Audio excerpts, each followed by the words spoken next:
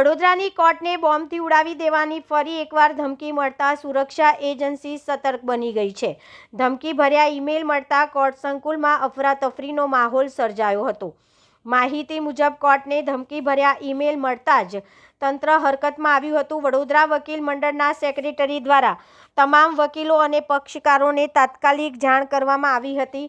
ઘટનાની જાણ થતાં જ બોમ્બ સ્ક્વોડ, ડોગ સ્ક્વોડ અને પોલીસની ટીમ તાત્કાલિક કોર્ટ પર પહોંચી ગઈ હતી અને સમગ્ર કોર્ટ સંકુલમાં ચેકિંગ હાથ ધરાયું હતું। સુરક્ષા કારણોસર કોર્ટ સંકુલના ગેટ તાત્કાલિક બંધ કરી દેવાયા હતા અને અંદર બહારની અવરજવર પર નિયંત્રણ મુકાયું હતું।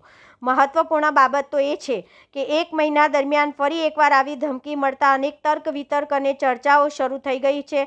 હાલ પોલીસ દ્વારા ઈમેલના સ્ત્રોત અંગે તપાસ હાથ ધરવામાં આવી છે।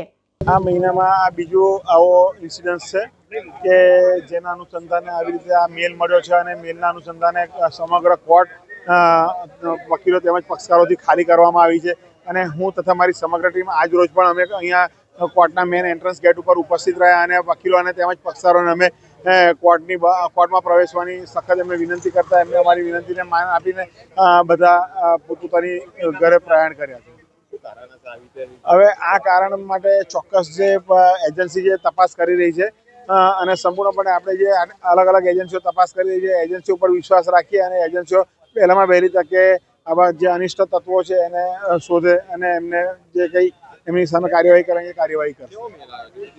કોર્ટને બોમ્બથી ઉડાવી દેવાની ધમકીનો મેલ આવ્યો છે 11 વાગે આવ્યો છે અને ડિસ્ટ્રિક્ટ રજિસ્ટ્રારે તાત્કાલિક અમને તેની જાણ કરી છે।